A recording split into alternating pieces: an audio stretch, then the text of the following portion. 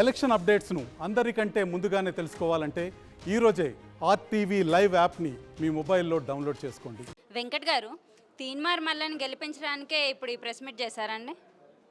Party వ్యక్తిగా, party కార్యకర్తగా party అభ్యర్థిని గెలిపించాల్సిన బాధ్యత నా పైన ఉంది. దానితో పాటు ఏదైతే సంబంధించి ప్రతిపక్ష పార్టీలో ఉన్న బీఆర్ఎస్ పార్టీ కానీ బీజేపీ పార్టీ కానీ నిరుద్యోగులకి ఉద్యోగులకి తప్పుదో పట్టించి తప్పుడు మెసేజ్ ఇచ్చే ప్రయత్నం చేస్తున్నప్పుడు వాస్తవాలు చెప్పాల్సిన బాధ్యత నా పైన ఉంది కాబట్టి దానికి సంబంధించి ప్రెస్ మీట్ పెట్టడం జరిగింది.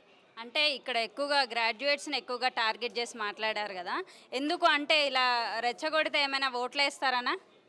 నేను ఎక్కడ రెచ్చగొట్టలే. నేను సంబంధించి మా యువకులకి, మా యువ కులానికి వాస్తవాలు ఏందో చెప్పినాం. సమస్యల్ని తీసుకొచ్చింది వాళ్ళు, సమస్యల్ని సృష్టించింది వాళ్ళు. ఈరోజు సృష్టించిన వ్యక్తులే మేము సమస్యని సృష్టించినాం కానీ తర్వాత పరిష్కరించుదాం అనుకున్నామని అవాస్తవాలు మాట్లాడుతున్నారు. కాబట్టి వాస్తవాలు ఏందో తెలియజేయాల్సిన ఒక బాధ్యత ఒక ఎమ్మెల్సీగా నా పైన ఉంది కాబట్టి అది తెలియజేసే ప్రయత్నం చేసినాను. తెలంగాణ ఆవిర్భావ దినోత్సవం రోజు సోనియా గాంధీ గారిని గెస్ట్గా పిలుస్తున్నారు. అసలు అంత అవసరం లేదు అని బీఆర్ఎస్ వాళ్ళు అంటున్నారు. దీనిపై ఏమంటారు మీరు? ఈరోజు తెలంగాణ రాష్ట్రం ఏర్పడ్డదంటే సోనియమ్మ వల్ల తెలంగాణ రాష్ట్రం వచ్చింది. ఆ తల్లిని పిలుచుకొని గౌరవించుకోవాల్సిన ఒక బాధ్యత తెలంగాణ బిడ్డగా, తెలంగాణలో పుట్టిన వ్యక్తులుగా మనపైన ఉంది. సో ఆ బాధ్యత మేరకు బహుశా ఈరోజు బీఆర్ఎస్ పార్టీ నాయకులు మర్చిపోయారేమో. ఆ రోజు కుటుంబ సమేతంగా పోయి తెలంగాణ ఇచ్చినాక సోనియమ్మని కలిసి వచ్చిన వ్యక్తులు ఈరోజు రాజకీయ లబ్ధి కోసం సోనియా గాంధీ గారు ఎందుకు పిలుస్తారు, అవసరమా అని చెప్పి మాట్లాడితే ఇది ఏదైతే తెలంగాణ రాష్ట్ర ఏర్పాటుని అగౌరవపరిచినట్టు.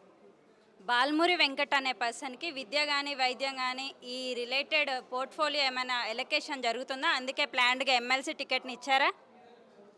బాల్మూరి వెంకట్ అనే వ్యక్తి కాంగ్రెస్ పార్టీకి నికార్సైన కార్యకర్తని. పార్టీ ఏ బాధ్యతను నాకు అప్పగించిన ప్రజల శ్రేయస్సు కోసము, పార్టీ బాగు కోసము ఆ బాధ్యతని మేరకు పనిచేస్తాను తప్ప నాకు ఆశలు అత్యాశలు లేవమ్మా. సన్నబియ్యం రైతుల కోసము 500 రూపాయలు బోనస్ని ఇచ్చారు. మరి వేరే రైతులకు ఎందుకండి ఇవ్వలేదు? అంటే వాళ్ళు రైతులు కాదా? ఇప్పుడు సంబంధించి దాని డెసిషన్స్ ఏమున్నాయో డిమాండ్ మేరకు ముఖ్యమంత్రి గారు డెసిషన్ తీసుకురు. ఆ సంబంధించిన వేరే రైతులకు కూడా ఇచ్చేదానిపైన ముఖ్యమంత్రి గారు ఆలోచించి ఆ సంబంధించిన శాఖ మంత్రి గారితో మాట్లాడి తుమ్మల గారు, అదేవిధంగా అగ్రికల్చర్ మినిస్టర్ తుమ్మల గారు కానీ ముఖ్యమంత్రి గారు చర్చించి దానిపైన కూడా డెసిషన్ తీసుకోవడం జరుగుతుంది.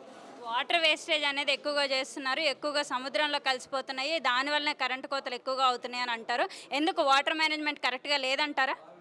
ఇప్పుడు ప్రతి దానిపైన కూడా ఏదైతే ప్రభుత్వం ఏదైతే పరిపాలించిన 3 నెలల్లోనే ఏదైతే సంబంధించి తట్టుకోలేక ఈ ప్రజా పరిపాలనని జీర్ణించుకోలేక ప్రజలు అనుకునే విధంగా పరిపాలన ఉందని చెప్పి తట్టుకోలేక ఈ దొరలు, ఈ కల్వకుంట్ల కుటుంబము, వాళ్ళకి బీ టీమ్గా ఉన్న బీజేపీ వ్యక్తులు మాట్లాడటము ఇది కరెక్ట్ కాదు.